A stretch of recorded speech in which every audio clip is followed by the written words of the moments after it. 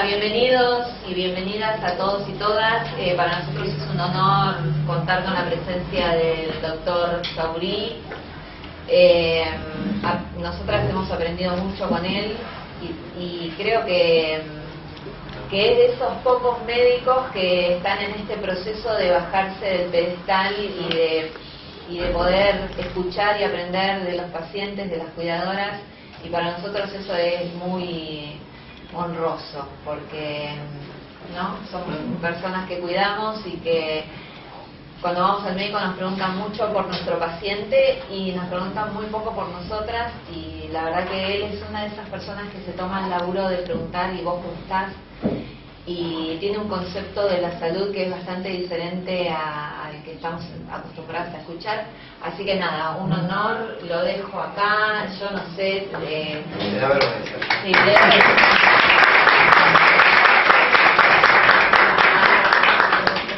Bueno, era un poco la idea de venir a charlar con ustedes, a contestarles preguntas,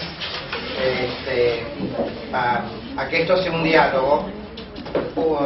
Un poco lo que yo tenía idea de comentarles es, bueno, de qué se trata esto de los cuidados paliativos y cómo también esto se articula con el hecho del lugar donde estamos, del cannabis, del autocultivo, ¿no es cierto?, de la utilidad de la planta, ¿no es cierto?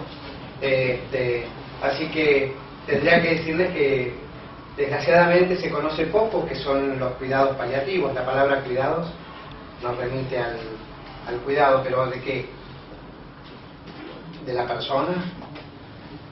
Les pregunto. Del enfermo. Del enfermo, del dolor, o sea, de los síntomas. ¿Y de algo más? Porque no nacemos de un repollo. Entonces están los que nos rodean, entonces el cuidado de la persona con el núcleo social de pertenencia, decimos nosotros, la familia, ¿no? Porque aunque uno no quiera, ciertos síntomas o ciertas enfermedades impactan mucho en quienes acompañan, ¿sí? Entonces el cuidado paliativo hace referencia al cuidado de las personas. Después vamos a ver en qué forma, que padecen alguna enfermedad que es limitante de la vida, o sea que esa enfermedad en algún momento por una complicación puede llevar a la muerte, ¿no es cierto? Y de alguna manera lo que va a buscar es mejorar la calidad de vida mediante el alivio de los síntomas. Uno de ellos ya salió, el dolor, náuseas, vómitos, falta de apetito, los distintos contracturas, ¿no es cierto?, los distintos síntomas que las personas enfermas pueden padecer. Entonces, esto es un aspecto, es la pata quizá más biológica, ¿no?, el control de síntomas. Pero como las personas no están solas, está la familia. Y impacta sobre los síntomas la cuestión social, la cuestión moral, la cuestión conceptual, los conceptos que tenemos, con los que nos manejamos en la vida, los principios, la cuestión económica, cómo hacemos para subsistir, ¿verdad? Y todo. Entonces el cuidado paliativo busca justamente, cuando hablamos de concepto de calidad de vida, que integre todos esos aspectos, incluso los espirituales. Ahora, no vamos a empezar con los problemas espirituales sin antes haber resuelto lo que es concreto, básico y elemental, que es lo físico. Eso necesita una resolución, necesita un alivio, a eso me refiero. Entonces, esa es una de las patas. La otra pata es la familia con el enfermo, porque los necesitamos para poder trabajar. El enfermo no habría médico. Y esto se trabaja en equipo. ¿Y por qué? Porque el médico es el que menos se preocupa de los problemas sociales, ahí nomás de los problemas psicológicos, ¿no es cierto? Ahí veo una carita que conozco. Entonces, bueno, todo eso es importante a tener en cuenta, y uno no es suficientemente psicólogo, uno no es suficientemente trabajador social, el médico me refiero, el trabajador social es fundamental, la enfermera o el enfermero, ¿no es cierto?, que hacen lo que uno no sabe hacer, que es lo que uno indica, ¿no? Y todos, digamos, con un objetivo en común, que es tratar de mejorar la calidad de vida de la persona y de la gente que lo rodea, porque siempre están impactados, aunque uno no quiera, siempre lo están. Entonces es un trabajo interesante. Por ahí el cuidado paliativo no busca a lo mejor curar una enfermedad, ¿sí? Pero va a buscar aliviar siempre. Y entonces hasta el último día de la existencia de una persona. Y buscamos de acompañar posteriormente en lo que se llama el proceso de duelo. Yo trabajo en el Instituto Roffo. Nosotros en el equipo conformamos un grupo de voluntarios a su vez, y son estos voluntarios, algunos de ellos que tienen mejor experiencia y entrenamiento en acompañamiento en el duelo. Hay un grupo de voluntarios que hace acompañamiento en el duelo, o sea, la familia es asistida luego, el tiempo que sea necesario para que su reinserción en la vida se haga de la mejor manera posible, y un poco en pos de la preocupación de muchas personas que mueren, que se quedan muy preocupados por los que lo sobreviven. Se van muchos, mueren, ¿no? Muchos preocupados por esto. Entonces, si está instituido, nosotros sabemos que hay personas que necesitan ayuda posteriormente. Los dejo un poco el sábado, ¿no? Para hablar de esto. Pero bueno, quizá yo lo que tiraba así la definición, estaba pensando, bueno, ¿qué estarán pensando en sus cabezas? ¿Qué cosas rondan? Por ejemplo, podría ser una pregunta. Dicho estas palabras, ¿qué es lo que a ustedes les preocupa de esto que uno habla?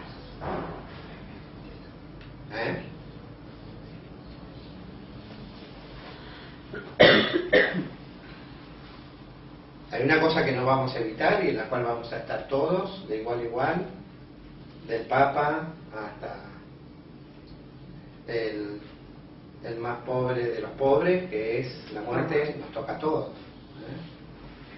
El tema es cómo.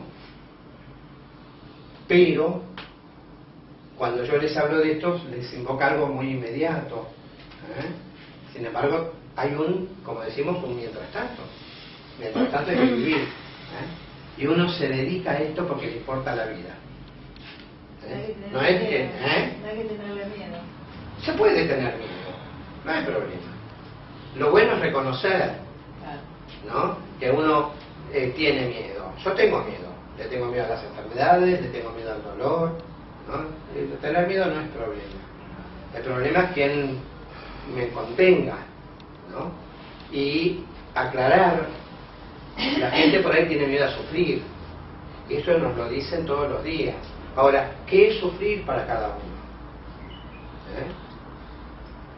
Si yo soy un amarrete bárbaro, sufrir para mí sería que me afanen toda la guita. ¿No es cierto? Sí. Y me pueden angustiar por eso. O sea que pues yo tiro estas cosas porque es así, ¿no? A veces... Y hay gente que dice sufrir por los demás, pero a lo mejor en su vida se comporta como un hijo de puta con los demás, ¿no? ¿Cierto? Entonces, pero cuando una persona muere siempre es un héroe. En nuestra sociedad es así, ¿no? Y sin embargo, como decía Anton Chekhov, las personas pues se quejaban porque esos personajes eran tan mediocres, tan mundanos. Y decía, bueno, es que no hay nadie que sea tan perverso, aunque a veces en política me lo pienso, o que sea tan buena persona. No es así, todos tenemos nuestros rincones bravos y nuestros rincones solidarios, nuestras capacidades, ¿no? Pero eso es reconocernos. Entonces sí, uno tiene miedo, está buenísimo, no está mal. El punto es cómo lo abordamos. Si tenemos miedo a sufrir, saber que bueno, hay cierto aspecto del sufrimiento que se puede controlar, ¿no? Hay alguien que me decía, bueno, yo no sé cómo va a ser la vida después.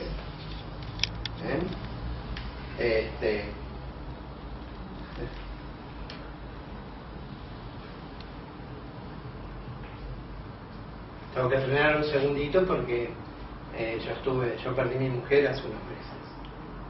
Entonces dije, ahora va a venir Mariana a contarles algo. Y yo, claro, porque yo me preguntaba si después iba a poder ser médico, por ejemplo, ¿no? Si después iba a poder atender gente con lo mismo. Y sí, me di cuenta que sí, había estudiado para eso, invertí un montón de tiempo, guitas, qué sé yo, iba a seguir trabajando de médico, ¿eh? Después me di cuenta que sí, que se podía, porque podemos por ahí separar un poquitito ciertos aspectos de la experiencia e incluso uno por ahí enriquece un poquito la práctica. Pero es así, ¿no? ¿Cómo va a seguir la vida después? Yo vengo ahora de ver una paciente, una señora, en una clínica que, bueno, le agarró una enfermedad que le toca justo el bulbo, una parte del cerebro, ¿no? El resto del cuerpo parece estar bastante sano, pero no puede tragar.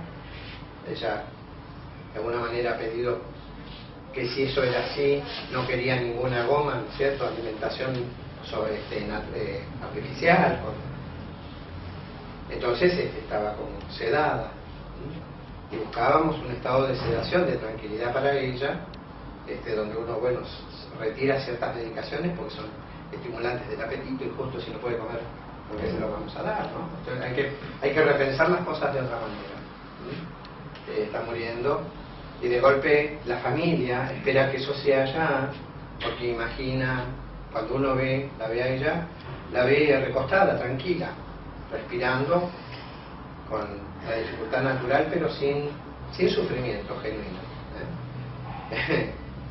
De golpe el hermano me dice, no están las cosas bien, me dice, porque creíamos que iba a estar dormida, yo le hablé y me movió los dedos en respuesta.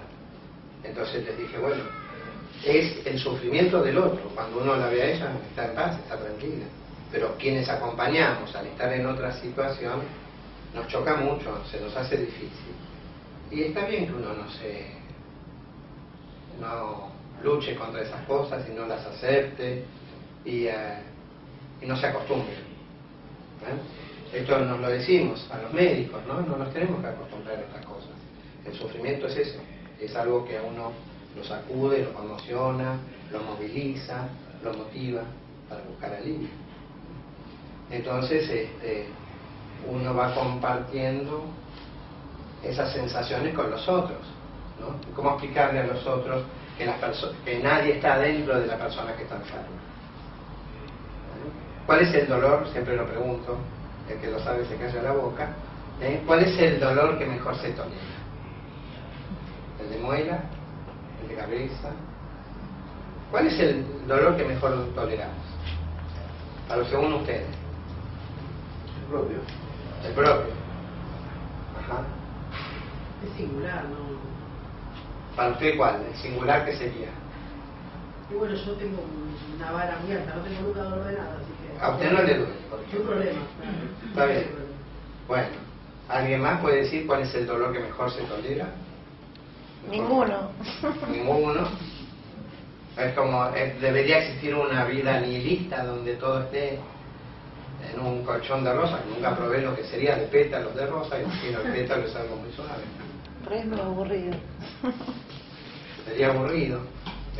El dolor que mejor se tolera siempre es el ajeno, porque no lo tiene uno. Entonces, cuando una persona está enferma, la que lo padece es ella. Los demás nos preocupamos, nos angustiamos, nos enojamos, le decimos, mira, esto es por fumar, esto por esto, por aquello, siempre le buscamos incluso explicaciones a las cosas que no las sabemos, simplemente porque somos personas y tratamos. No existe esto, acá hay lugar para sentarse si quieren, no existe esto de no saber algo, ¿no? Para nosotros, wow, para nosotros decimos que de alguna manera el dolor que mejor se tolera es el ajeno, pero a los demás también les duele, los que acompañan. Nos duele la impotencia, Hoy a la mañana lo que le dolía a esa familia era la impotencia. Y a mí me dolió la sorpresa, porque Jorge, la enferma que yo pensé que iba a estar totalmente dormida, empezó a moverse, empezó a gesticular. Entonces dije, hay una medicación que se llama midazolam, que es un tranquilizante, y cuando vemos que no hace efecto, nosotros ya le pusimos un sobrenombre que es agua solar, porque no tiene nada, es agua, ¿no? Entonces donde dice uno hay que dar 4 porque el producto no está bien hecho, o no sé qué miércoles me pasa. Pero no, era agua solar. Así que tuve que acentuar un poquitito más la medicación para aliviarla más, ¿no? ¿Por qué? Porque ese sufrimiento de que ella en esta circunstancia se expresara disconfort a los demás les afligía mucho. Por esto que se llama proyección, cuando uno proyecta siempre en el otro lo que uno tiene como experiencia propia. Pero bueno, de esto se trata, de sentarse y hablar, aparte de tener estrategias, ¿no? Estrategias. Nosotros decimos que en cuidados paliativos tratamos de tener la solución antes de que venga el problema. Entonces, de eso se trata. En algunos hospitales hay servicios de cuidados paliativos y esto tendría que multiplicarse en todos, en realidad. Todas las enfermedades merecen ser aliviadas, merecen ser acompañadas. Dolor crónico, Parkinson, qué sé yo, problemas cardíacos, ¿verdad? Problemas renales o respiratorios, neurológicos, demencias. En fin, hay un sinnúmero de enfermedades que merecen la asistencia del cuidado paliativo. A veces es una asistencia de uno está un poquito y después sale porque se va manejando bien con el especialista. Y otras veces no. Nuestro rol es mucho más presente porque el especialista ya no sabe más qué hacer o hasta donde ha llegado la ciencia no tiene mejor respuesta.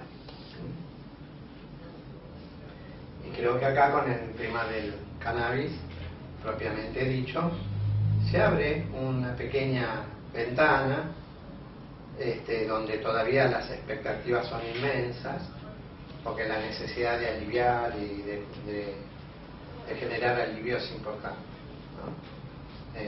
Hay diferentes enfermedades, y bueno, y uno está estudiando y está viendo, tratándolo de sacar de la cuestión penal y persecutoria, paranoica, del Estado que te dice qué es lo que tenés o no que hacer, ingresando en el alivio, que es algo privado, o diría yo privadísimo, muy propio de cada uno. Entonces salió una ley con mucho esfuerzo para pelear el tema de que el cannabis sea un medicamento. Tiene que serlo, no como se lo imaginan, qué sé yo, como una aspirina. El cannabis es un preparado de una planta, entonces nosotros decimos que hay que ser un fitofármaco. ¿Me dan un segundito? Estoy en plena clase, Mariana, ¿qué pasa? Porque no, si no actúan. No, dáselo ya, así acompaña la morfina. Dale, un beso. Perdón, quedó pendiente alguien que no sé si tengo que internar más tarde, pero bueno. La cuestión es que... ¿En qué estaba? Pito. Sí, el pito preparado. Tenemos que considerarlo, gracias. Que tiene que ser un fitofármaco, porque el ANMAT tiene un problema, identifica moléculas. Y cuando se estudió el cannabis como molécula, se aisló el THC y se hizo THC sintético. Los resultados no fueron lo mismo que cuando va acompañado con el CBD y otras tantas sustancias que incluso no sabemos bien cuáles son, pero sabemos que están, ¿no? Y que estas actúan. Entonces tendría que haber una clasificación de remedios o productos fitoterápicos que existen. Existe la fitoterapia y dentro del tratamiento de fitoterapia encaja perfectamente el cannabis, ¿no? per se, que es una planta bastante noble por la cantidad de cualidades que tiene, aparte, ¿no? Pero bueno, como esto está ligado a la palabra marihuana, y la marihuana está en el grupo 1 de las drogas prohibidas internacionalmente, pero el tetrahidrocannabinol, que es la molécula, una partecita, una molécula de esa marihuana, está en el grupo 3, que es sustancias con investigación clínica controlada con permiso, ¿no es cierto? Entonces es paradójico, está un producto de esa planta pero no la planta. Entonces, bueno, todo esto es lo que hay que cambiar. Hay una estructura que ustedes ya conocen, que es la DEA, y esto está directamente ligado con la figura penal del narcotráfico, de lo cual nosotros tenemos que sacarlo para meter la planta dentro de la medicina, no en la ruta, como digo yo, en la medicina, ¿está?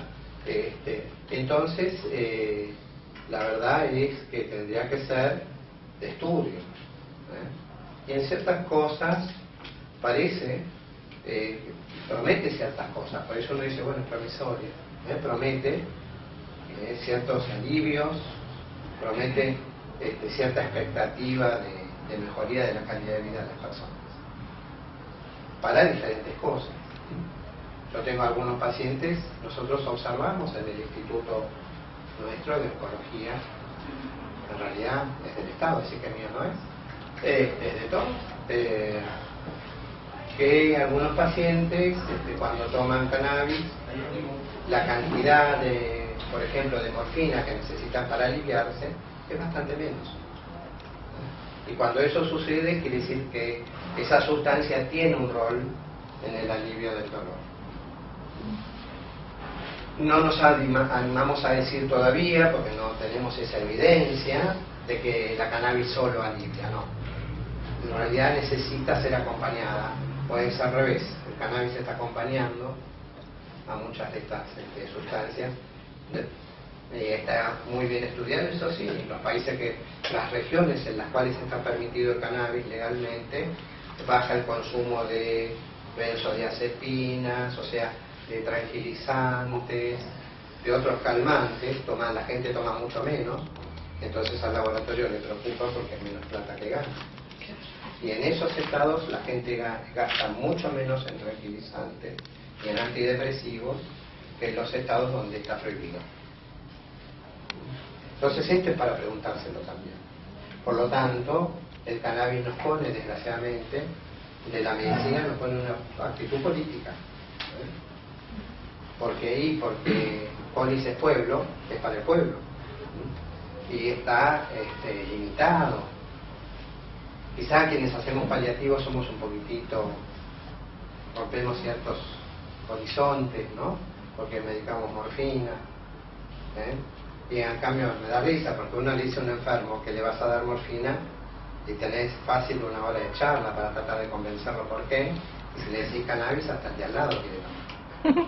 ¿Entendés? Entonces es así, la gente se identifica con el cannabis, pero tampoco el manejo es tan inocuo, y por ahí manejarlo mal puede producir que no dé el resultado que uno quiere. Yo quería consultar... Eso, así me gusta, porque me estaba aburriendo a mí mismo. Yo tengo mi pareja ahora que tiene un linfoma T, se va a hacer quimio. Y quería saber, o sea, yo tuve mi papá que tuvo cáncer, falleció, y el papá de mis hijos también. Así que ahora mi pareja es complicada.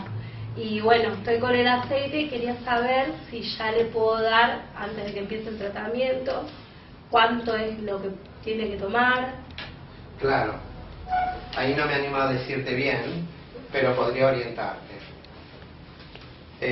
Hay estudios que están en plena fase experimental de acción del cannabis en los tumores, en los crecimientos tumorales. Y algunos estudios indican que tiene un efecto terapéutico. Pero están hechos en muy pequeña escala todavía en la fase de animales, ¿sí? Como lo que uno entiende es una investigación, y aún así bastante difícil. Pero nosotros lo propiciamos para el alivio de diferentes síntomas. ¿Sí? Y cuando empiece con la quimio, ¿puede tomarla Podría tomarlo, sí. de consulta al médico o ya? Vas a tener un problema. Primero porque no sabemos si el médico va a saber sobre cannabis. Sí, yo le pregunté a la hematóloga, hay mucho del Güemes que se está atendiendo, y me dijo, si vos lo querés hacer, tomalo, pero bien inconsciente. me lo cortó ahí. Claro, está bien. Lo que nosotros hemos asumido con los enfermos y sus familiares es acompañarlos cuando le damos cannabis, ¿sí? Entonces, pues lo que tenés que tener es que, más allá de que la médica le parezca bien o le importe tres pepinos. Sí, no nos explicó ni cómo iba a ser la quimio, el proceso, o sea, nos quedamos los dos. Ahí tenés un derecho, tenés que preguntarle. Es bravo porque sabemos que no siempre se habla poco y mal. Habría que poner a los médicos en la misma situación, ¿no? A ver qué dirían. Pero creo que también las personas tenemos que tratar de exigir nuestros derechos a sabiendas de que no tienen ningún motivo por el cual cercionar la seguridad y la capacidad de la asistencia. No pone en peligro que vos preguntes, está en todo tu derecho. Y cuanto más incisiva seas, mejor. Cuanto más duda tenga, preguntar. ¿Y cómo es la dosificación en este caso, si yo le quiero empezar a dar? Mira, generalmente lo que nosotros aconsejamos es que se empiece, porque acá hay dos incógnitas. La primera incógnita es la persona enferma. Y la segunda incógnita, ¿qué tiene ese aceite? ¿Sí? Si bien presumimos que tiene cannabis, ¿cuál? ¿En qué cantidad? Son un montón de preguntas que los médicos estamos acostumbrados, por cómo nos educaron, a querer saber. Y en esto no lo sabemos. Entonces, la prudencia indica que uno tiene que empezar con muy poquitito. Que es muy poquitito es lo que tiene que haber entre el vínculo del profesional con el enfermo, ¿no? Y en un seguimiento. Yo hay enfermos que les pido que me vayan hablando, no te diré diariamente, pero sí, y les recomiendo algunas cosas muy sencillas. Primero, que tomen registro de la presión, porque a veces el cannabis levanta la presión. Después, o a veces la baja mucho, ¿sí? A veces produce como latidos taquicardia, se llaman latidos conscientes. Lo que sí, muchas veces cuando comienzan a tomarlo, las primeras veces sobre todo, puede producir mareos. Entonces uno tiene que estar cuidado de no caerse, sobre todo en el baño que tiene bordes salientes y duros, ¿no? Entonces puede producir esas cosas, mareos. Después hay ciertos cuidados que hay que tener cuando la persona, por ejemplo, toma anticoagulantes. Cuando la persona es diabética, porque puede necesitar menos medicación para la diabetes, por el cannabis. Hay que tener mucho cuidado si la persona tuvo una enfermedad del corazón, si tuvo algún infarto, o si está con angina de pecho, porque el cannabis se lo puede aumentar, ¿sí? Son situaciones muy poco frecuentes, pero hay que tenerlas en cuenta, porque a lo mejor el infarto ya lo tuvo y tiene un stent, y el corazón está andando bien, entonces hay menos riesgo. Son lo que nosotros decimos contraindicaciones relativas, ¿no? Y si la persona está tomando muchos otros remedios, antidepresivos, hipnóticos, tranquilizantes, lo que hay que hacer es observar, y saber que puede subir o puede bajar el efecto. Entonces, lo que yo te recomendaría es que haya un médico que lo acompañe. En el caso de la diabetes, ¿cómo es? ¿El diabetes y cannabis? Lo que hemos visto, algunos pacientes que toman cannabis, puede bajarles el azúcar.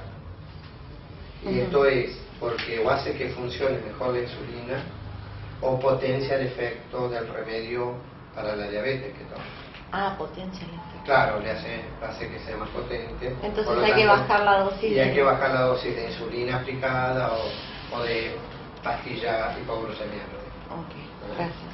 Pero eso, claro, te das cuenta que lo tenés que hacer con un médico, desgraciadamente. Ahí, claro.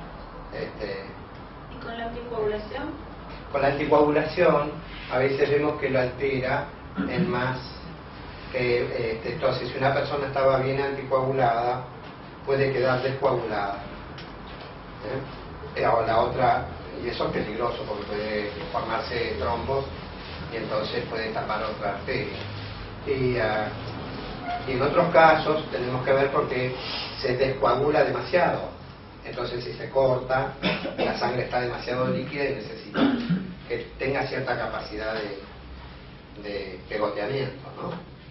Las lastimaduras, imagínense, un golpe, un hematoma. Según lo que dijiste, por lo que preguntó ella, el uso del cannabis en el caso del cáncer solo aplica para evitar el dolor o para acompañar el tratamiento. Para el control de los síntomas. Claro, eso, no me salía. Una vez que alguien hizo un tratamiento y tiene que hacerse un chequeo anual, entiendo, digamos, no tendría sentido que haga una toma de cannabis de un modo preventivo o no se sabe, todavía no se sabe. Lo que sí se sabe es que, por ejemplo, cuando una persona toma cannabis, el cannabis se metaboliza en el hígado, ¿no es cierto? Y se elimina por orina. Entonces, esto puede alterar porque compite con los mismos procesos enzimáticos que se procesan las drogas, ¿no es cierto? Los remedios. Entonces, pero si esta persona no tomara ningún remedio de modo preventivo, no lo sabemos. No hay manera de saber. Hay estudios que indican que tiene un efecto antitumoral. Claro, hay estudios. Entonces ahí, desde ese lado, uno podría decir, bueno, si lo quiere tomar. Si tiene acceso, digamos, claro, no sé. el problema es cuando la persona lo hace, tiene que alguien estar controlándole sobre cómo está su riñón, cómo está su hígado, ¿no es cierto? Como, digamos, el problema es que uno toma algo porque tiene una expectativa sobre lo que va a ocurrir, digamos. Si yo tomo un calmante del dolor, espero que me alivie. Si yo tomo una medicación para el Parkinson, espero que me deje caminar mejor, etcétera, etcétera, ¿no? No sabemos todavía, hay estudios, hay indicios que puede ser útil. Y la palabra todavía está en términos potencial, puede. Pero las personas piensan de otra manera. Uno dice, bueno, si puede, ¿por qué no? Ahí interviene otro aspecto de la medicina, que es el acto de fe, o el efecto, si se quiere, una mala palabra, porque decir placebo es una mala palabra para mí, pero es el efecto de lo que yo no conozco que hace efecto.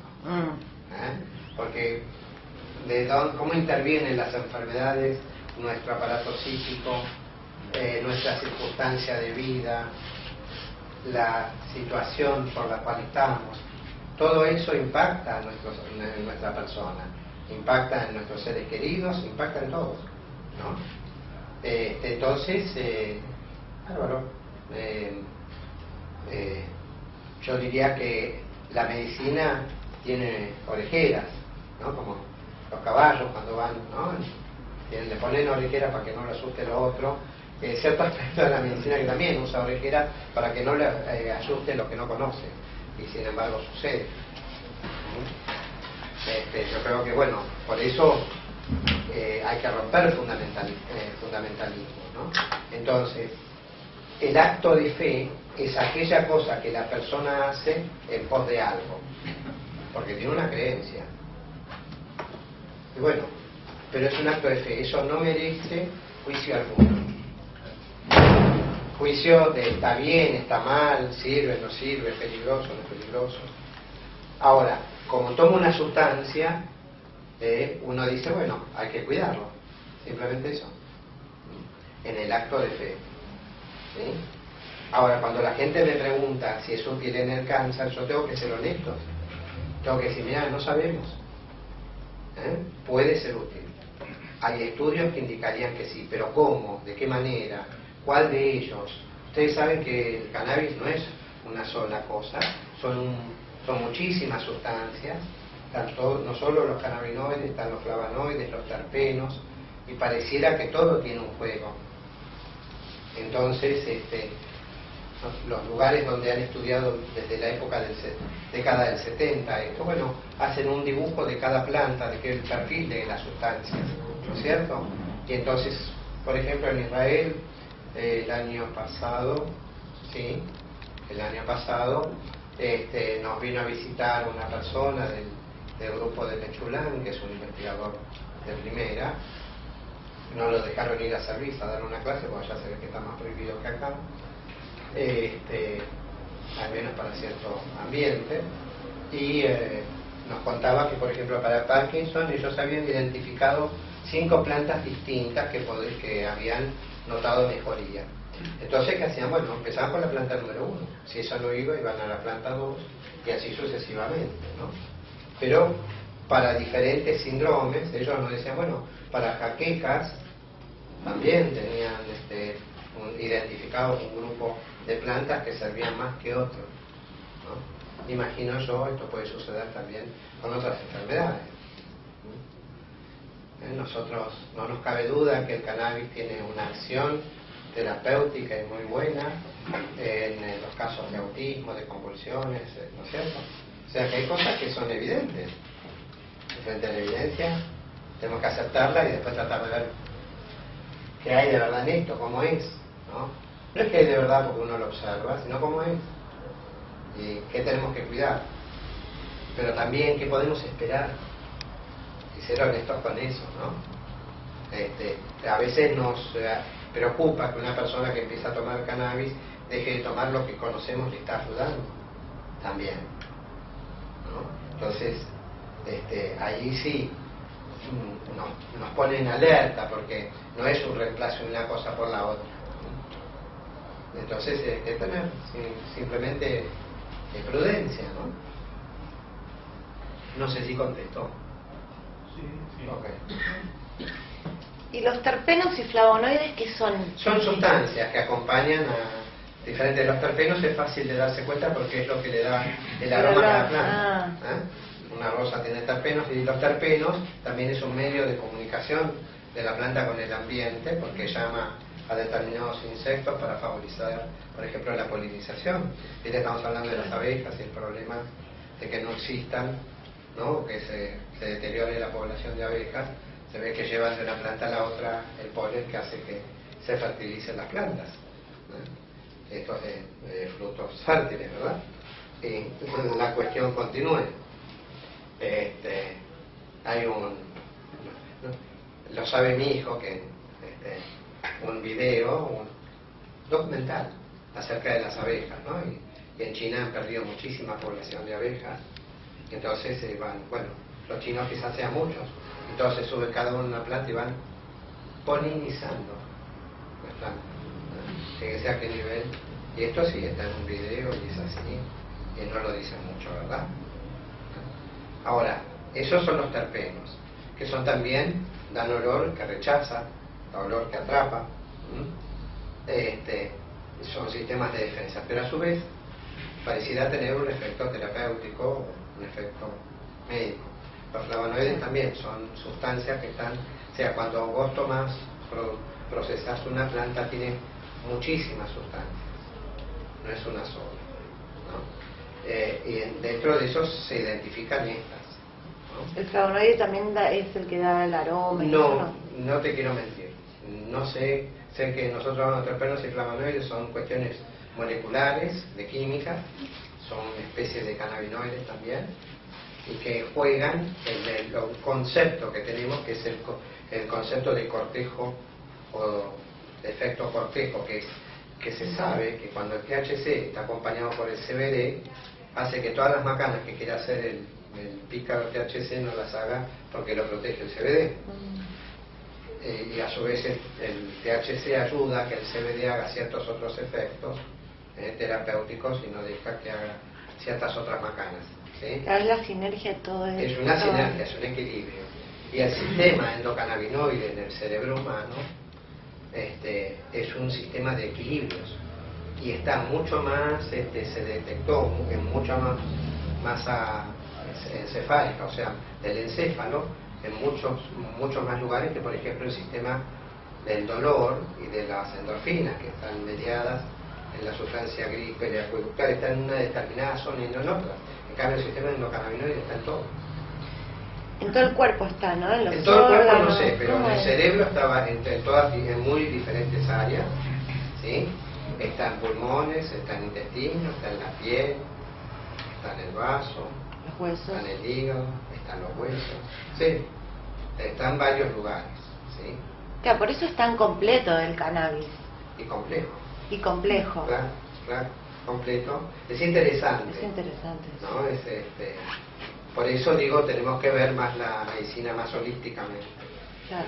En cambio, fíjense, para el ANMAT es un problema, porque identificar sustancias, esto es con tantos oxidrilos, tantos carbonos, y es esta. Y acá es un despelote. Claro. Entonces se deshace lío. Claro. Sí. Sí, Álvaro, me gustaría que hagas alguna mención de la importancia que tiene tanto para ustedes en el ROFO, o debería tener para los equipos médicos, este saber que en este momento está en la gente, ¿no? En las madres, en los pacientes, en los familiares. Claro. Cómo poder incorporarlo, cómo tenerlo en cuenta. Primero hay que hacerlo. Bueno, yo con el equipo hice lo siguiente: reconocimos que no sabemos nada, fuimos a varios talleres de cultivo, empezamos a contactar a la gente que sabe, los canabicultores, las mamás, los papás, ¿no?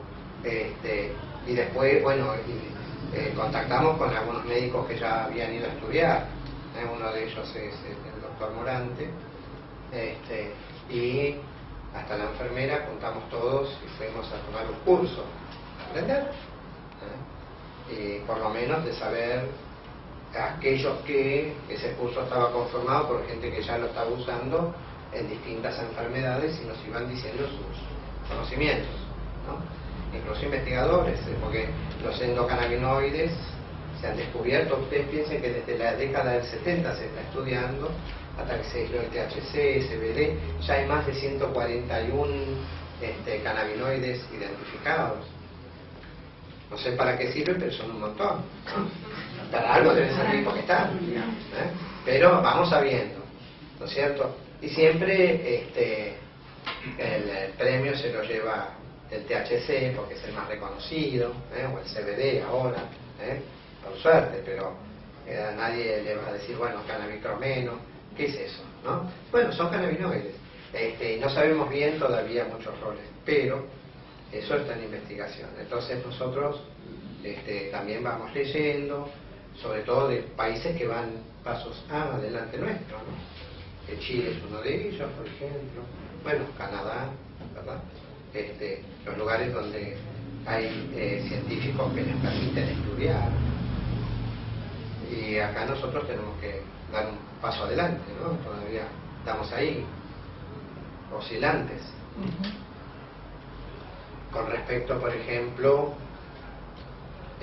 a la investigación, ¿no? Entonces, lo que todos los equipos, todos los médicos que tienen que hacer primero es educarse, porque es muy difícil y angustioso para un médico que le hablen de algo que es medicinal y que no lo ha estudiado, que no lo conocen. Y que no lo conocen. Claro. Y el sistema endocannabinoide dentro de lo que es la facultad y eso es algo que en realidad no... ¿Cómo? Cuando usted estudió, por ejemplo... No, en mi época no se leía eso. Claro, y es algo... De todas maneras, todos los profesionales saben que la ciencia va avanzando, es obligación de uno ir enterándose. Ahora, cuando, por ejemplo, un oftalmólogo sabe que puede servir para glaucoma, entonces tiene que estudiar todo el sistema endocannabinoide para saber por qué lo vamos a usar en el glaucoma. Entonces a nosotros nos pasa lo mismo. Claro. Si lo vamos a usar para el dolor, o para las náuseas y vómitos, o para la falta de apetito, o para mejorar el estado de ánimo, suponte, que podrían ser indicaciones actuales, uno dice, bueno, estudiemos el sistema endocannabinoide, cómo es que actúa, con qué interacciona, qué cosas a favor, qué cosas en contra. Fíjense que del cannabis, de la marihuana, lo que conocemos son todas las macanas de la gente joven, Entonces algunos piensan que es un camino de ida. En realidad la adicción, el abuso a sustancias es un problema más serio y no lo genera necesariamente el cannabis, lo genera la persona, que eso es distinto y sus circunstancias, ¿no? Sí. No, a raíz de lo que preguntaba ella, no solo que no lo enseñan en la facultad, sino que capaz el único acercamiento que te da como cannabis en toxicología como droga peligrosa. Claro, entonces, como veneno. Claro. La toxicología estudia los efectos de los venenos en el cuerpo y ahí está el cannabis. Pero en farmacología, por ejemplo, nos enseñaban de la morfina. Un poco y mal, pero nos enseñaban. Pero bueno, esto es cuestión también de tiempo. Y creo que también es cuestión de hacer las cosas lo más seriamente posible. Y que es serio y es relativo. Pero serio es reconocer que la gente, porque con el cannabis nos pasa al revés, la gente viene y ya lo trae. Entonces la pregunta que surgió, y así arrancamos con el comité de ética, si vienen y lo traen, es nuestro deber de cuidarlos, acompañarlos y cuidarlos. Para poder acompañarlos y cuidarlos tuvimos que aprender. Claro. Y nos falta, pero la gente tiene que estudiar. Sí. Estoy en una situación muy difícil porque soy curioso. Pero lo quiero ayudar, no ayudarlo. Compartir primero todo lo que dijo usted. Todo lo que dijo se lo comparto completamente. Le voy a dar digamos, yo hace 2 o 3 semanas que vengo acá, que conozco a toda la gente, y bueno, me enfermé de Parkinson hace 8 meses. Y voy a decir algunas cosas mías para enfatizar las cosas que dijo usted. Perdóneme, no me vengo a mandar aparte ni nada. No, gracias por favor. Yo tengo 46 años de médico, 35 años, 40 años de terapia intensiva. Por eso le voy a decir las cosas, ¿no? Sí, está bien. Para enfatizar. Bien médico nos quiere decir que... Un poquito más alto que usted es bien médico.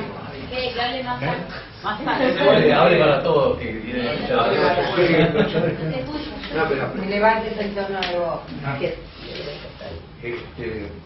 No para mandarme aparte, sino para presentarme quién soy yo. Tengo 46 años de médico, perdónenme por el habla por el Parkinson. Yo hasta hace 8 meses era una persona normal. Así como ven, sigue siendo persona y normal también. Solo que está enfermo, nada más.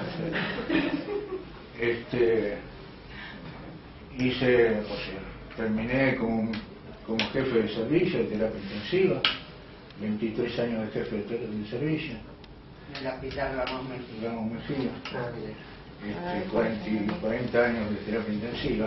Entonces, yo ya fui y vine como usted en la vida. Por eso cuando me presenté a la neuróloga después de un poco de rabia, le dije a la doctora, ya fui, algunas cosas en la conversación, no viene el caso. Pero quiero enfatizar algunas cosas que usted dijo. Lo más importante, una de las cosas más importantes para que no me olvide, es que el paciente, bienvenido que quiere recibir otra sustancia, que aparentemente es una sustancia médica, yo creo que todas las sustancias son médicas, lo que pasa que en el país donde vivimos, en la sociedad en que estamos, a los médicos les falta mucho. Pero lo importante en lo que dice usted, y que quiero enfatizar después de mi experiencia, y por otras cosas que no viene al caso, por ahí lo digo, no, es que el paciente siga con todo lo que está haciendo.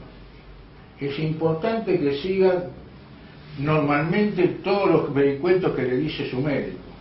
Por supuesto, neoplasias, a cáncer le tiene que seguir con la medicación del cáncer. Con el Parkinson supongo que voy a seguir con la medicación del Parkinson.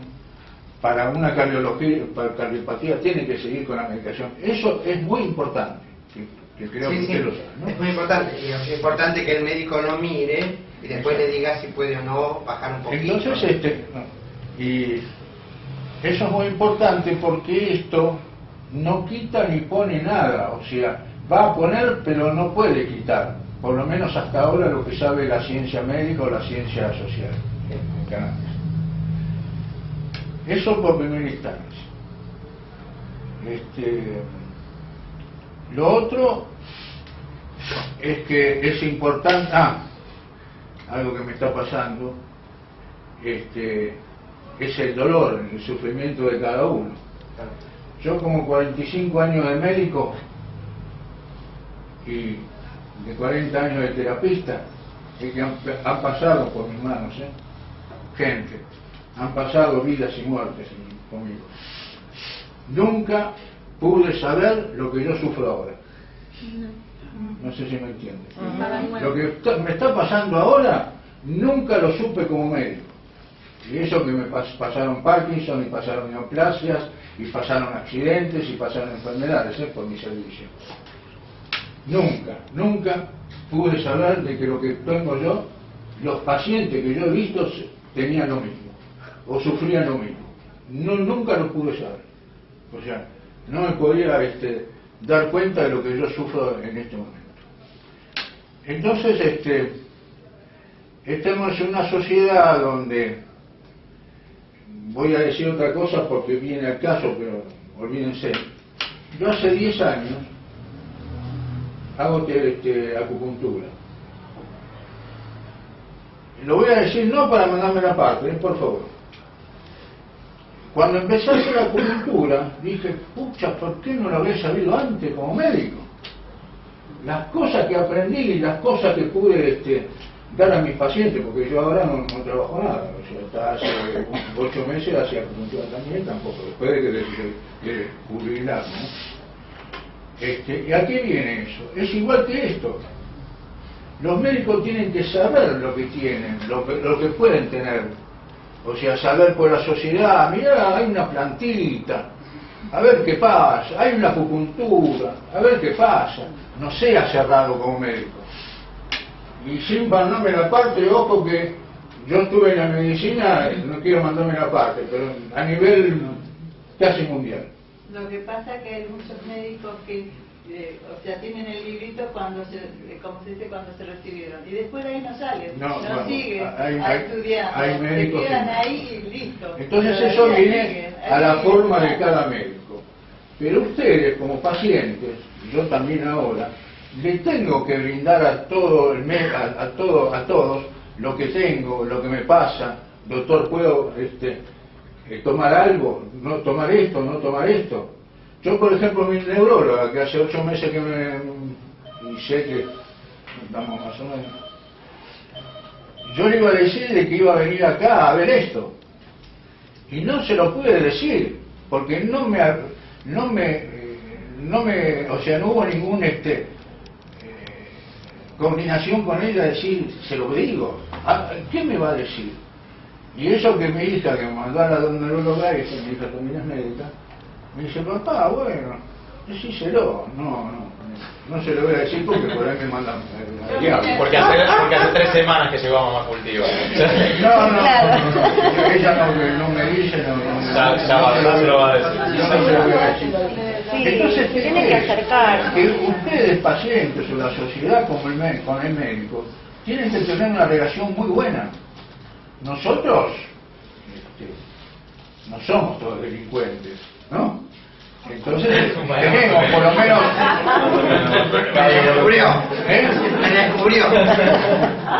por lo menos usted y yo somos personas normales que podemos brindarnos a otras aperturas, a otras mentes. Mi mujer no decía lo mismo, pero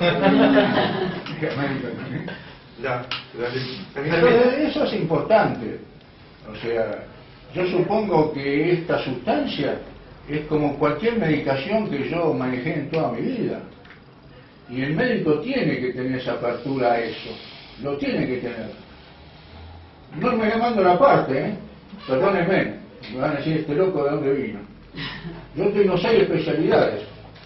Porque para mi servicio de eso lo necesitaba. 6 especialidades. Y yo terminé haciendo acupuntura y termino con mi enfermedad veniendo acá. Y no es porque esté enfermo, porque cuando yo hacía acupuntura, cuando empecé, no estaba enfermo. Pero quise saber una modalidad de trabajo médico, porque es un trabajo médico. Actualmente en la Facultad de Salvador, donde yo me recibí hace 47 años, está considerado como un acto médico. Está considerado como acto médico, y en la Universidad de Salvador es materia médica. Sí. Que me lo aprendí cuando empecé a hacer acupuntura. Entonces, ahora, si ustedes se encuentran con un médico que no les interesa, pero ustedes lo tienen que saber. Pero es importante, porque el médico tiene que saber, más que todo, saber que usted, digamos, toma esta medicación, esta sustancia, esta medicación, con todas las medicaciones que el enfermo concomitantemente está tomando al mismo tiempo. Claro. Como le dijo el doctor, por ahí no lo dijo muy enfáticamente, pero le digo enfáticamente, tienen que seguir con la misma medicación que venían tomando y haciendo, ya sea que tengan cáncer, ya sea que tengan cardiología, ya sea que tengan diabetes. Yo tengo diabetes y hipertensión, y yo no lo dejé, ni lo voy a dejar nunca. Y aunque ellos me digan, doctor, ahora cómo se llama, no sé quién me miró, porque ayer empecé a tomar. Hay que darle un tiempo, porque hay medicaciones... No viene el caso, doctor, hablar de mi persona. Si no, perdóneme que... No, está perfecto. Muy enfático. Está perfecto. Es ayudar a todo lo que dijo usted, doctor. La verdad que, y bueno, el acompañamiento para el ser humano, el bien morir, ayudar al bien morir, al proceso de la muerte, Eso es muy importante, porque el paciente lo quiere, los familiares lo quieren, y usted va a ser recompensado. Una preguntita, ¿usted está tomando aceite en este momento? ¿Yo? No. Cuando tenga que tomarlo, sospecho yo que despotricaré como todo el mundo y lo tomaré, pero no es no ahora. Yo ayer empecé, y bueno, con muchas ganas, pero... Mire, yo tengo Parkinson desde el 2015 y hablé con mi médico, con mi neurólogo, con respecto al cannabis, y me dijo, mira, yo lo voy a estudiar y después te voy a decir. Hasta ahora no hablamos del tema, porque yo no le hablé del tema, pero supuestamente cuando le hable del tema de vuelta, algo me tendrá que decir. Claro. Ahora, fíjense una cosa, ¿qué educación como crítica hacia los médicos, ¿no?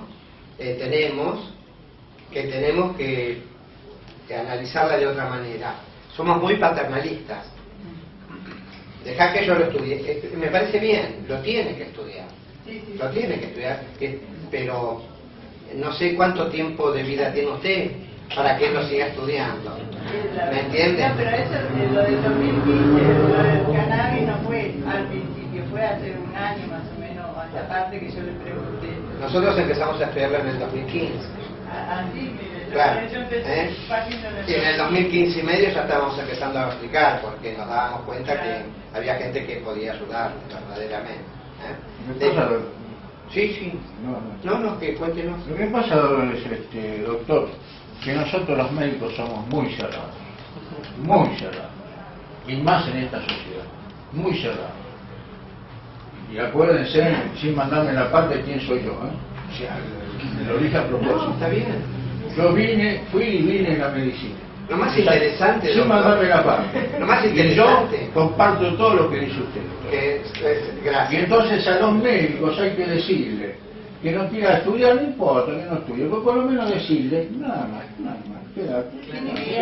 Ahora, si usted tiene su médico que lo va a sacar corriendo, como por ahí salga corriendo la neuróloga, y bueno, ya es. Yo no le voy a decir nada ni nada. ¿Por qué? Porque toda actitud o toda sustancia que le hace bien a un paciente, a un ser humano, uno como médico lo tiene que recibir. No sé si me entienden. Yo lo tengo que aceptar. No comparto, pero lo tengo que aceptar. Por ahí, en su momento, ahora lo sé, pero por ahí antes, no por esto, no por otras cosas, póngale la acupuntura. No, eso. Lo que pasa es que la Entonces, mayoría de los médicos no permiten que el paciente diga algo que vos no sabés y el paciente lo sabe. No, sí, doctor. Nos pasa con el cannabis. Es así. Ahora le voy a dar la palabra a una señora y pobre que está desesperada levantando la mano. Pero es que estamos aprendiendo de los pacientes. Exacto.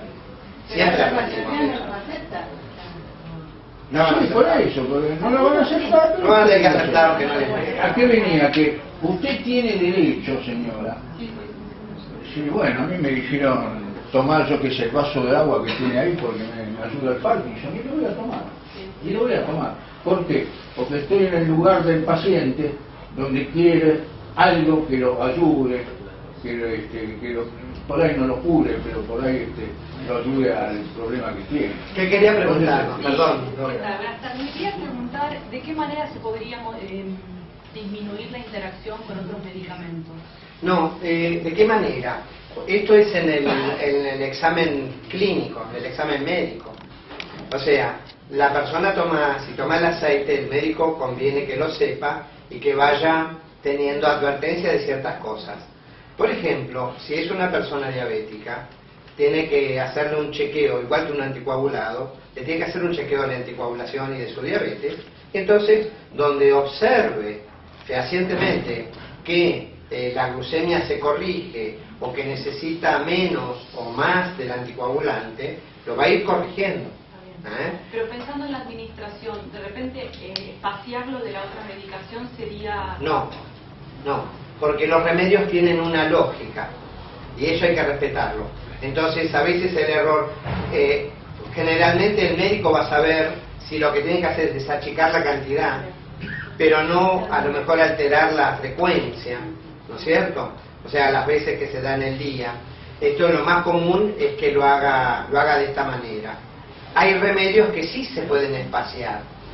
Por eso es muy personal, ahí es bien resorte del especialista, del médico que está tratando tu enfermedad. No, para ayudar al doctor, le voy a repetir, tiene que seguir tomando la medicación como le está dando el médico hasta ahora. Tal cual, sin bajar ninguna dosis. ¿Por qué dije que le tiene que decir al médico? Usted le tiene que decir, estoy tomando, yo que sé, una sustancia donde me puede por ahí alterar. A ver, ¿qué tengo? Presión alta, hipertensión, tengo diabetes, tengo Parkinson. Bueno, a ver, la medicación, usted no sabe nada, porque de esta sustancia usted no sabe nada, no quiere que yo la tome ni nada, pero le digo, entonces, ¿para qué decirle? Perdóneme que me está en el lugar suyo, doctor. Lo quiero ayudar nada más. Pero también hay evidencia de que se fue bajando la medicación. No, lo que tienen que hacer es decirle a ustedes eso, y entonces todo el problema que usted tenga lo controle mejor, no sé si me entendieron. Usted le dijo, empecé a tomar hoy cannabis. Bueno, a partir de mañana hágase un estudio de coagulación, lo va a decir el médico, lo va a decir el médico. doctor que se dé bola, porque yo le dije Exacto. y me lo tomé. Ah, bueno. Eso es real. Y por eso lo que uno propicia es el vínculo que sea lo más honesto posible con el médico, con el equipo. Ahora, hay gente que no te deja hablar, digamos. Hay gente, es así. Hay profesionales que no podés, esto, vale, ¿no es cierto? ¿Cuántos empiezan a lo mejor un relato con, bueno, ¿de qué me querés hablar? Aparte del partido de fútbol o de lo que Mire, sea, ¿no? yo le cuento una cosa. Cuando yo empecé el Parkinson, el doctor, estaba mi hija acá al lado, y me dice, ay, bueno, te tengo que medicar. Le digo, no, para un cachito. Digo, a mí no me medica por cualquier cosa, me dice lo que tengo, pues así, si yo soy adulta y si quiero seguir tratándome, lo voy a hacer. Pero si usted no me dice qué tengo, yo no me puedo tomar medicación si no sé lo que tengo. Pero quiero que me diga acá en mi cara, delante de mi hija, qué tengo. Y después ahí hablamos de la medicación. Me la voy a raptar, señora, para que hable en varios consultorios de mi hospital. Porque es un derecho. Claro. Nosotros cuando hacemos, por ejemplo, la hoja de indicaciones, que le ponemos relojitos, porque le explicamos que esto es como una brújula que nos ayuda, le escribimos para qué es cada cosa. Porque de esta manera, cuando uno sabe para qué es, ayuda. Y tiene mejor adherencia al tratamiento, ¿no? Pero uno aprende a aceptarlo y a vivirlo. Y yo lo digo normalmente. me medico todos los días y para mí es como que pasó. Y cuando eso es así, no sabes de cuántas cosas nos damos cuenta que estamos metiendo la pata. ¿Por qué? Y porque a veces la ponemos para qué es y vemos que no está sucediendo lo que decimos. Claro. Lo tenemos que corregir. Por eso nos ayuda eso. Eso pasa siempre. Eso pasa siempre. Mire usted, yo estoy con usted. En vez de uno somos dos. Mi neuróloga. Somos tres. Mi neuróloga. La Salgueta, ¿quién soy yo? Nunca me dijo ¿para qué sirve la medicación de algo? Ni nunca me dijo cómo vas a seguir, doctor. Nunca me lo dijo, hasta el día de hoy.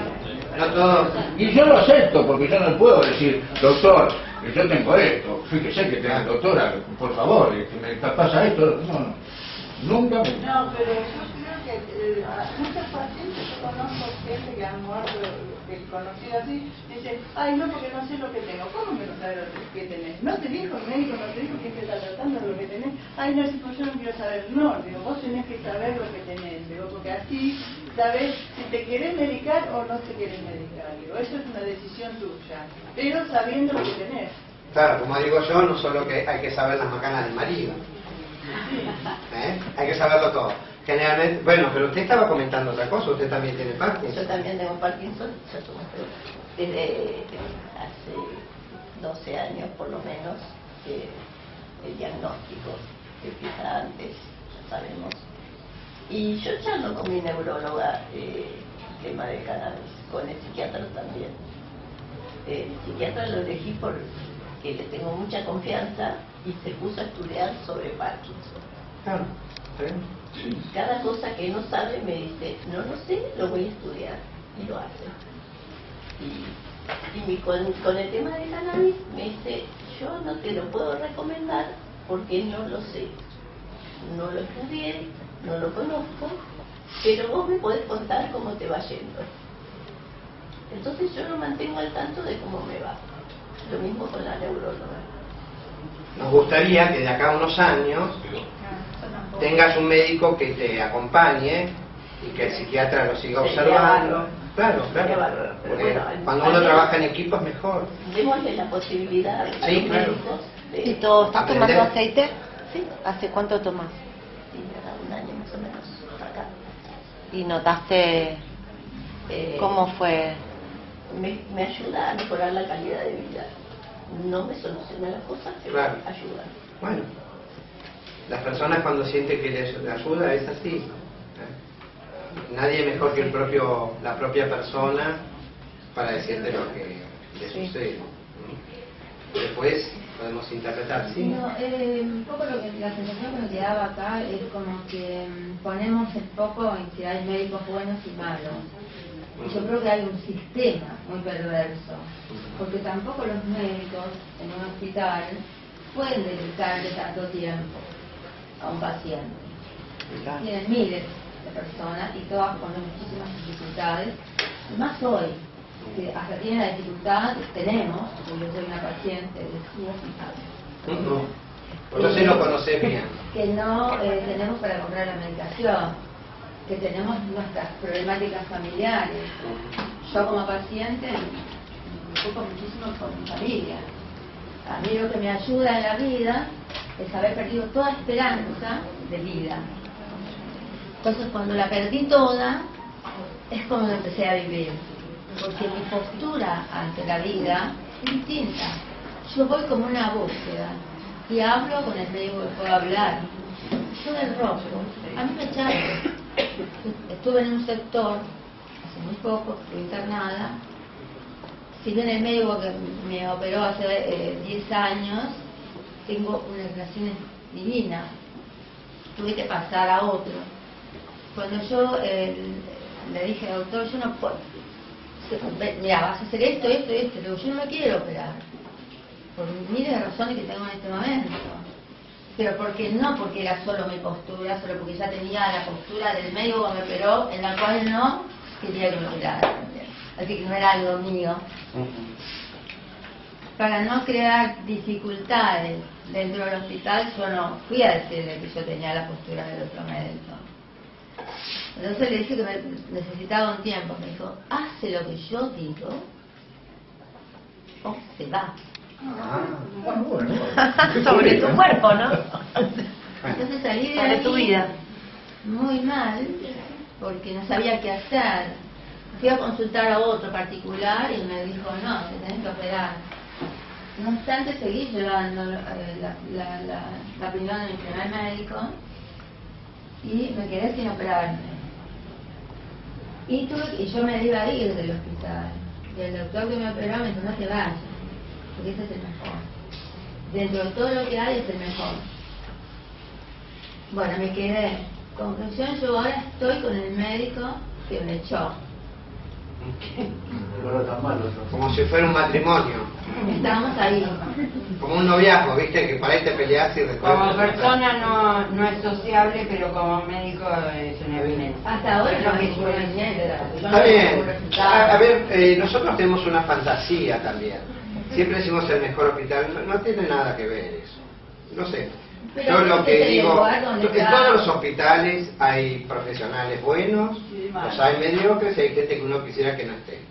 Esta es la verdad. No, yo... Pero no, no, cuando vos dijiste tu hospital, ojalá, bueno, si fuera mío yo haría algunos cambios. Bueno, pero yo estuve no es mío. Sí, estuviste en el Rofo y está perfecto. Así con nosotros en paliativos. Sí, bárbaro. Bueno, no tendrías que haberlo dicho, pero no importa. Gracias. Pero más allá de eso, ¿no?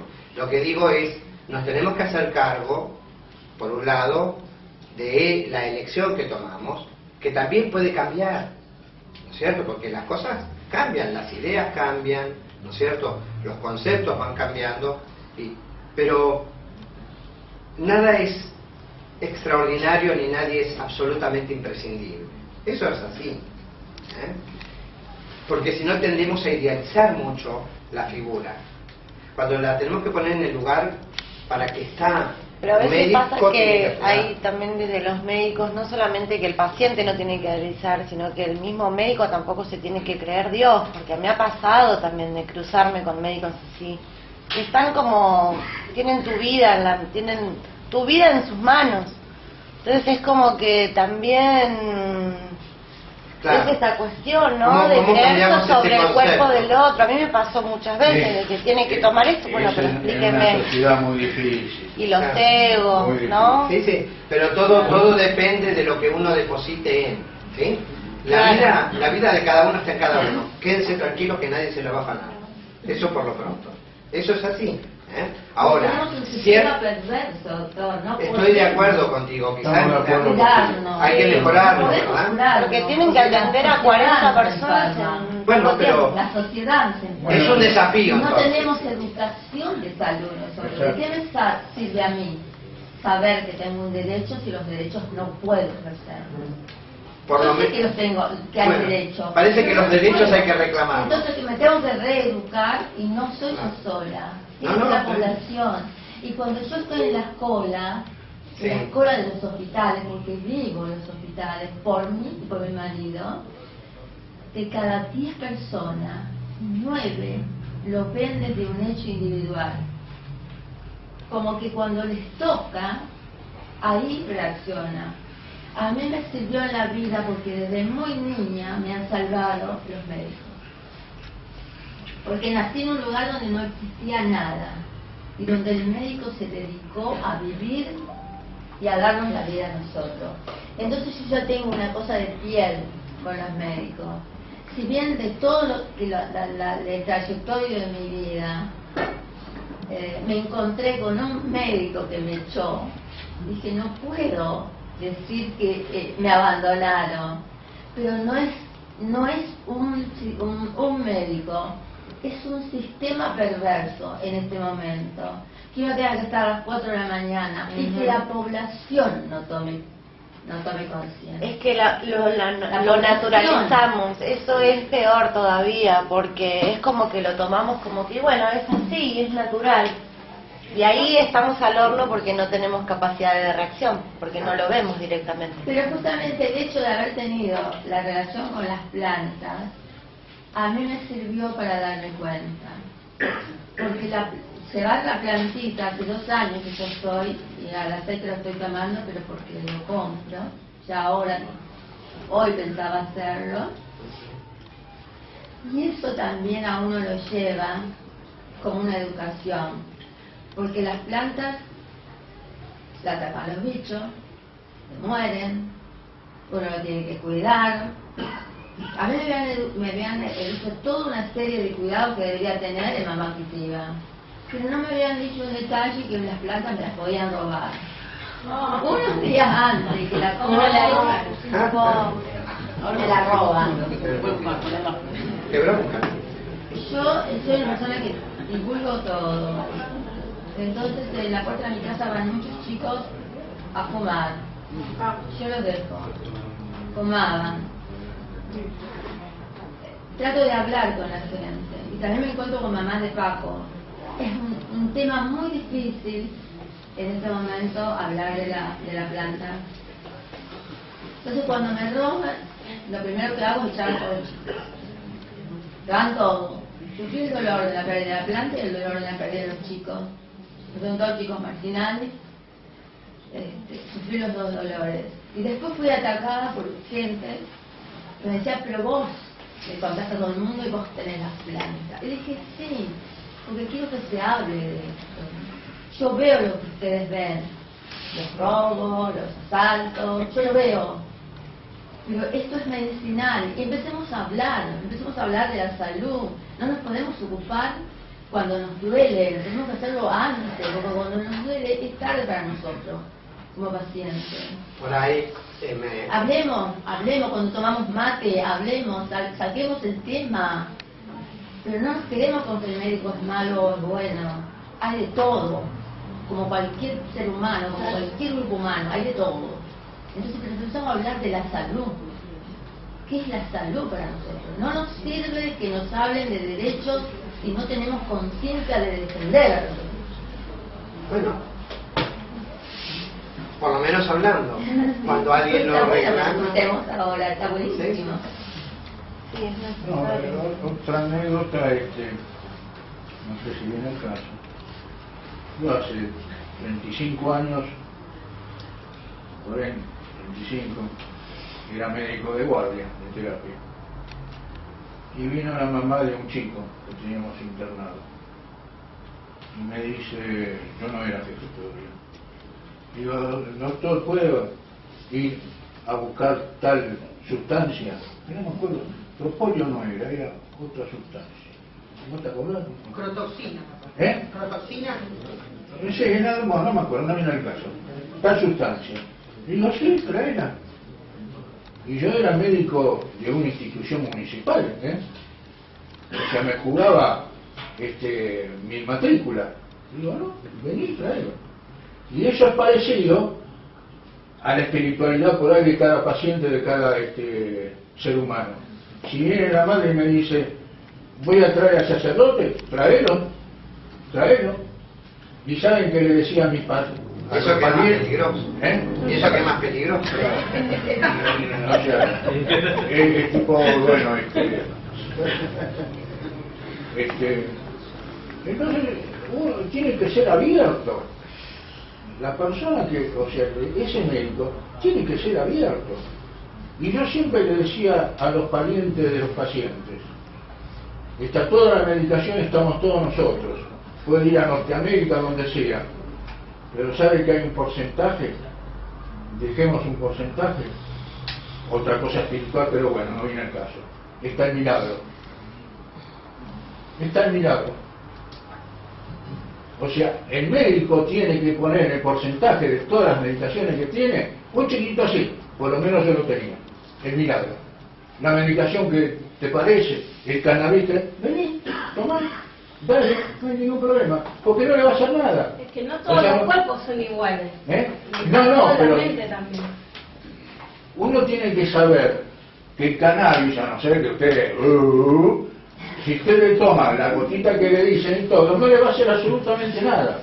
A lo sumo no le hace nada a usted la enfermedad que tiene, pero no la va a matar ni le va a pasar nada, si usted toma la gotita nada más. Si toma un poco más, tampoco lo mata. Claro. Allá al fondo tenemos El milagro, la proteína con porfolio, lo que sea, no le va a venir mal. O sea, a lo sumo no le va a hacer nada. Acá no escuchábamos lo que decían los del fondo. Que los del fondo están sobredosificados. Están muy vivos. No les ha pasado nada todavía. Está bien. Yo vaporizaría más de un ministerio, te aviso. No, yo le quería preguntar a Álvaro si considera que se está jugando, así como dijo, la matrícula ahora que acompaña a gente con cannabis. No. Yo lo que creo, lo que uno está haciendo es ayudando a la gente, pero porque lo que uno hace es un acto médico, revisa a la persona y sugiere tratamiento. De hecho, uno hace la receta, sugiero aceite de cannabis por tal y tal motivo, ¿no es cierto? Firma, sello, y pienso que eso incluso ayuda no solo al enfermo, sino al cannabicultor. O sea que eso se puede hacer, recetar. Se puede si el médico quiere hacerlo. Esto es una... Sugerir. Tengo una pregunta en relación a Sí. perdón, la que preguntó Pablo, porque mi duda es la siguiente. A nivel servicio, Sí. ¿ustedes tienen algo así como un protocolo para acompañar estos casos con cannabis? Sí. ¿O ustedes, esa demanda, yo voy como familiar y digo, mira, voy a... Por ahora el cannabis lo trae la persona, ¿no es cierto? El paciente viene y nos dice, y nosotros cada vez le preguntamos más. ¿Cuál es el punto donde nosotros notamos cierta fragilidad en el sistema? Es que si a todo el mundo le preguntamos, y no nos lo dicen espontáneamente, hay incluso a pacientes que se lo ofrecemos porque nos parece que encaja perfectamente en lo que le podía beneficiar. El problema es que no tenemos provisión. Nosotros no damos cannabis, la gente lo tiene que buscar en los sitios donde se cultiva. Estamos en el proceso de desarrollar un protocolo, se llama un modo de operar, de hacer, donde a un cannabis que para nosotros es desconocido, poderlo cambiar por algo que ya le conocemos la huella, ¿no es cierto? El perfil. Entonces, en eso estamos.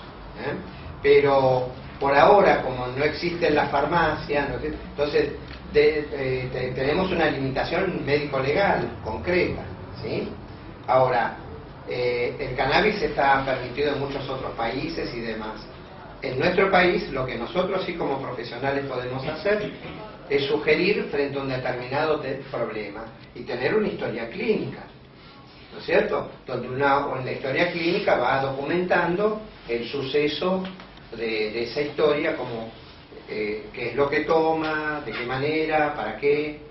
Eso le quería preguntar a Álvaro, si usted lo coloca, si lo escribe en la historia clínica que el paciente está tomando... En la historia clínica del ROFO, que es lo oficial, ponemos paciente ¿Y que sus toma colegas te han venido a preguntar, los oncólogos o alguien se Nos piden ayuda siempre, sí, nos dicen. Porque bueno, yo soy paliativista también del Hospital Pirovano y lo que me ha pasado es que han venido los oncólogos a decirnos, ¿qué le estás dando? O sea, ¿en qué lío? ¿Qué estás haciendo, Inés? Bueno, ponete en contacto con nosotros, porque nosotros hicimos involucramos al comité de ética del hospital. Le dijimos, esto está sucediendo, es nuestro deber acompañar. Ahí está. ¿Va? También a nivel del paciente, es el derecho del paciente que el médico ponga que está tomando cannabis. Y la historia clínica es algo personal. La clave está en la visibilización. Claro. El día de hoy. Claro, yo quería preguntar qué relaciones tienen con otros hospitales o con otros dispositivos de paliativos. Bueno, ¿Qué la tienen? Sí, tenemos vinculación con varios servicios y, por ejemplo, qué sé yo, gente de Bariloche, que hay un equipo de paliativos, por ejemplo, nos deriva algún paciente de allá, o nosotros vemos que alguien quiere ir allá, entonces, es decir, con varios lugares, por suerte, deberían ser muchos más, en realidad, ¿verdad? Que hagan paliativos, pero, no sé, nuestra actitud, creo que lo más abierta posible es nuestra obligación, por otro lado. Porque eso hay que difundirlo. Quizá los médicos, todos los médicos podrían tener un recetario de morfina, sin embargo los que los tenemos somos muy poquitos. Porque se le tiene miedo, porque no es lo que quieren medicar, no se sienten seguros, ¿verdad? Pero para medicar con morfina hay que saberlo hacer, y eso se estudia.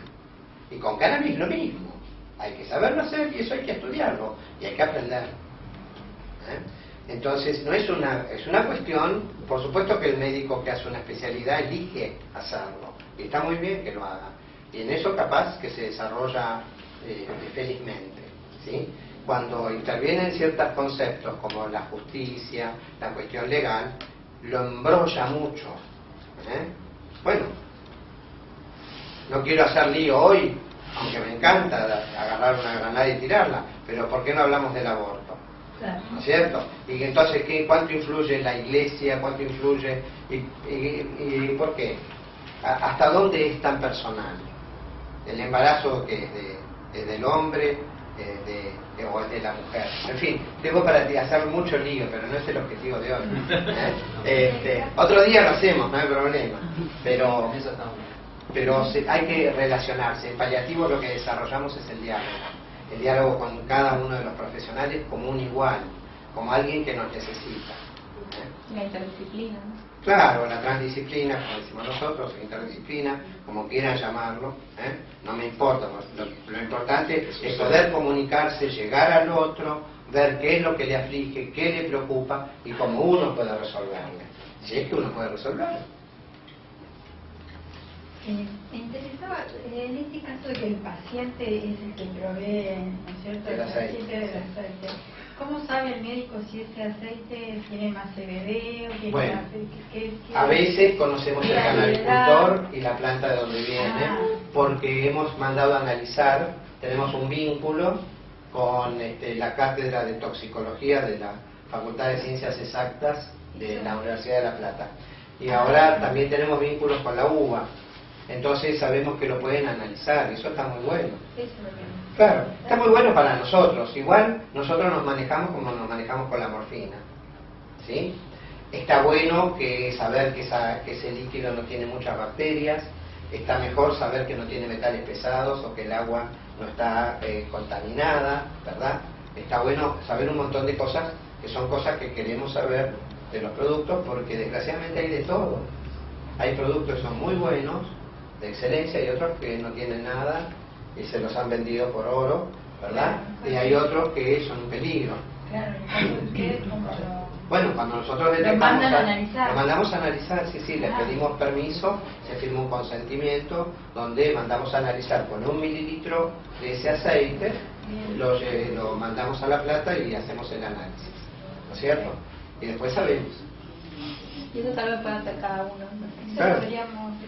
Claro, lo que pasa es que hay un problema legal que tienen los bioquímicos, es que no les dejan importar los testigos, que son las cosas con las que tienen que calibrar los aparatos para poder medir bien el aceite. De todas maneras, de a poco, porque de contrabando se trae todo, lo tienen, porque vos no sabés por qué, por generación espontánea, que ya Pasteur lo cuestionó, pero las cosas están. De todas maneras,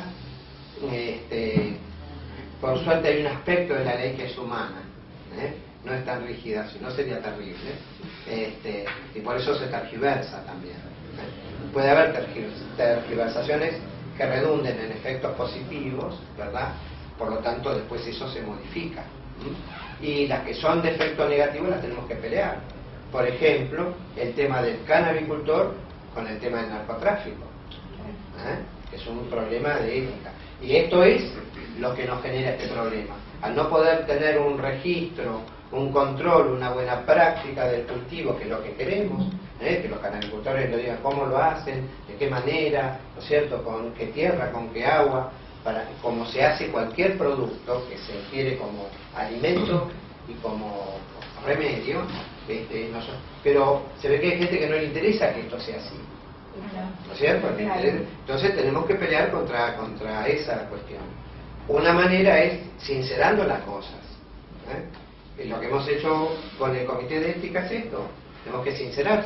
La gente toma esto, nosotros observamos esto, los tenemos que acompañar.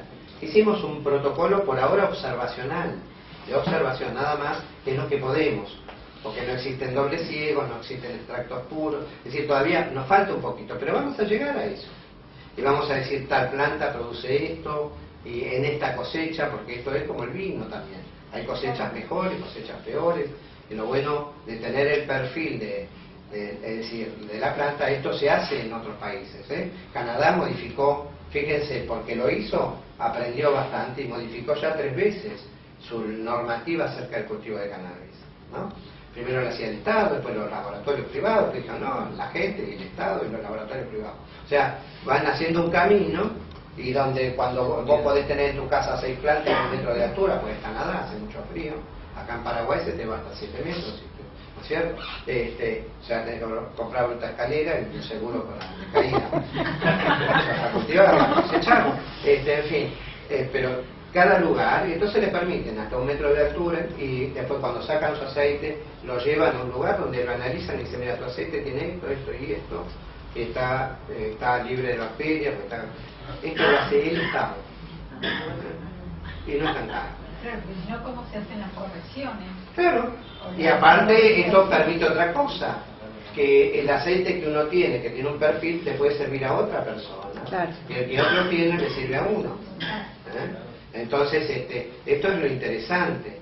Y la otra cuestión, la multiplicidad en esto, nos abre el abanico de posibilidades, ¿no es cierto? Y hoy interrelacionar las cosas es más fácil. Pero bueno, tenemos años luz, pero la primera luz que tenemos que ponerle a los médicos es una bombita en la cabeza para que aprendan, ¿no? Que aprendan, se bajen del pedestal, ¿no es cierto? Romper un poquitito ese modelo paternalista, sí, pero eso, a nosotros nos encanta actualizar con New England, el Journal Medicine. Bueno, tenemos un montón de cosas para actualizarnos.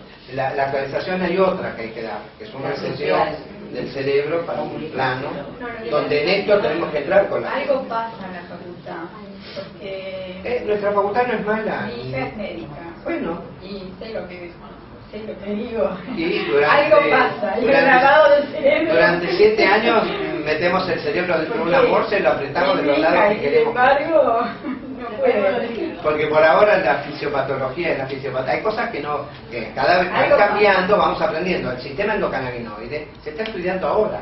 Entonces, cuando yo aprendí medicina, no se estudiaba. Ahora sí. No existía. No existía, no sabíamos. Y ojalá existan otros sistemas y podamos mejorar las cosas. También, bueno, no sé si todos sabrán si están conectados con Mamá Cultivo o no, pero que se empezó a hacer el curso de formación para profesionales de la salud, de interdisciplina en cannabis. A ella, y hay como no sé cuántos profesionales. No, que me está filmando, digo, a ella que está pasando la propaganda. No por hacer propaganda, pero en serio si realmente está la necesidad en el profesional en que se informe lo que se está, yo estoy siendo como participante, como alumna, y lo que se está generando con bioquímicos, ingenieros agrónomos, médicos, psiquiatras, veterinarios, kinesiólogos, es un saber interdisciplinario y todos aprendiendo de algo que se está, digamos, cada vez dando a conocer más. Son ellos los que tienen un poco la curiosidad, pero si está el profesional que no la tiene, también es cuestión de paciente, decirle, escucha, está esto, informate que está bueno, se va a hacer otro prontamente. Así que está también clave de esto es la vinculación con el otro, ¿no? La relación humana. Nosotros la llamamos relación médico-paciente porque a todos lo podrimos con nombres, pero es la relación humana. El doctor tiene, cuando yo lo miro, veo tiene oreja, nariz, ojos, pelo, más que yo, en fin, un montón de cosas. Así que no es humano también, los médicos son humanos, son falibles, lo que tienen que hacer es abiertos, lo que tienen que lograr es comunicarse con el otro. Y entender que en ese lugar está el enfermo, la persona que está enferma, que sigue siendo la misma persona de siempre, solo que está enferma. Y uno, cuando le pasa algo, despotrica como puede. Y uno, en situaciones de estrés, nota, salute, mucho más lo bueno y lo malo de uno en las situaciones de estrés, sabemos. Y uno va a resolver las cosas como siempre las resolvió. Quizá con el cannabis, con los paliativos, ayudamos a resolver un poquito mejor que antes. Macanudo, ¿sí? Cuando apareció el papel higiénico fue una buena idea. Fue una buena idea. Entonces, cuando van apareciendo inventos y cosas que nos dan calidad de vida. Y esto es lo que tenemos que buscar con todo. Tiene que comprar las lámparas, doctor, para el cannabis. Cada médico que le crezca un poquito la cabeza, el cerebro. Iluminar, una iluminación diferente. No le quiero decir el pelo porque... Bueno, está bien. Pero por lo menos que le crezca el cerebro. Que se cuide el agricultor con rastas, porque sé que lo voy a beneficiar. Son víctimas de una mensaje terrorífico. Es todo. En nuestra sociedad, mire. Es la sociedad. Como le dirían de la sociedad. No en vano pasamos tantas dictaduras, fíjense. Se le mete el miedo a los médicos. Bueno, y los médicos saben meter miedo. Con miedo, y por eso hacen esto. Claro. Pero son castigados, tanto los docentes como los médicos son castigados. Yo conozco médicos que El mejor castigo es el que le hace el paciente al médico. No sé, pero yo sigo insistiendo en que la población desde abajo tenemos que ir abriendo la cabeza. Seguro. Pero esto es con todos, necesitamos todos a la vez. Que se abra la cabeza de todos. Es muy importante. Tenemos que abrirnos la cabeza. Es muy importante. Alguna vez, hace 50 años, enseñamos. ¿Quiere cambiar la sociedad, doctor? La pequeña cosita que hacemos todos los días, la bacanita argentina que hacemos todos los días, si no te sabe. Entonces, a este tema falta mucho, pero bueno, hagamos lo que podamos hacer, yo ya no puedo lo dice. ¿Alguien quería hacer alguna pregunta? ¿Valeria? Se fue. Se fue. No, entonces, preguntarle si largo con el tema del aborto o ya está. No, dice que ya está. Bueno. Porque te decimos bastante barro. En el hospital para los casos.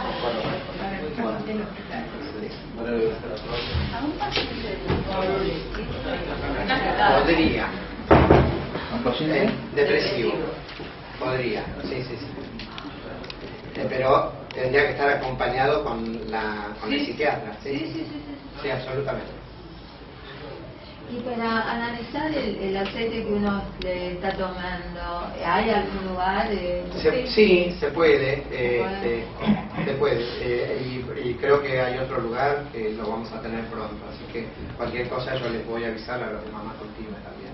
Porque cuando uno lo manda particularmente cuesta entre 700 y 1.000 pesos analizar. ¿Ah, sí? Sí. Había escuchado 4.000. 2.000 en La Plata y 1.000 en Rosario. ¿Cuánto? 2.000 en La Plata o 2.500, no sé, quizás aumentaron ahora, y 1.000 o 1.500 en Rosario. Cada vez más caro. Sí. El tema es que no vale mucho la pena analizar un aceite si uno no tiene la planta atrás para poder seguir explicándolo, porque si no... Listo, ya sé que tiene esto, pero no lo voy a volver a tener. En el contexto actual de que no hay ningún Es decir, tendría que ser el aceite que uno hace, analizarlo. Claro, exactamente, teniendo una planta madre o un esqueje atrás para decir, bueno, ahora que sé que tiene tanto de THC y tanto de CBD, una vez estamos cerrando igual. Yo quería decir unas palabras para Sí, hoy es el día, ¿no, Hoy es el día que quedó inaugurado este espacio. Este espacio lleva el nombre de Brenda Chignoli, que es una activista que nos dejó hace muy poquito, que dejó parte de su vida en esta lucha por liberar esta planta, con un modo que a nosotros siempre nos atravesó por completo, siempre estuvimos muy ligados, y bueno, entonces el espacio lleva su nombre en su homenaje. El caso de Álvaro es muy particular porque todo el mundo recuerda el momento en el que se empezó a gestar esta ley, bueno, que hoy tenemos, pero que básicamente siendo la ley mala que es la que nos permite todo este desarrollo más allá de todo, digamos, contra las imposibilidades que nos ponen. Entonces recuerdan a las madres y a Valeria y toda esa lucha, pero nosotros a Álvaro lo conocimos en los mismos despachos de los mismos diputados que habíamos ido a ver como madres. Álvaro lo fue a ver como médico, así que me parece que es destacable porque él, las madres tuvimos la exposición que tuvimos, él lo hizo desde otro lado, es un lado que a nosotros, digamos, que el espacio lo haya inaugurado un médico con lo que tenemos nosotros en esta cosa, que esta relación que tenemos con la medicina actual, no me parece un dato menor. Pero ese médico es Álvaro y es quien estuvo ahí cuando todo empezó, así que me parece que eso es. Yo lo agradezco, pero tenemos que reconocer que el esfuerzo y el laburo lo han hecho ustedes. Claramente, pero repito, gente, ¿no? Estabas vos, estaba Marcelo, digamos, no Sí, eran sí, muchos, Magdalena, no son muchos los doctores. Por eso mi pregunta tenía que ver si él sentía que estaba exponiendo su matrícula en ese momento. Ahora lo aclaró, digamos, pero me parece que también en aquel momento por lo menos estabas exponiéndote a lo que pasó con un montón de médicos que asumieron este camino de la planta y tuvieron que los motes mínimos, los sobrenombres que recibieron, digamos, así que no es menor. Les agradezco a todos por haber venido y este es el primero de muchos encuentros que va a haber acá, así que muchas gracias a todos y gracias.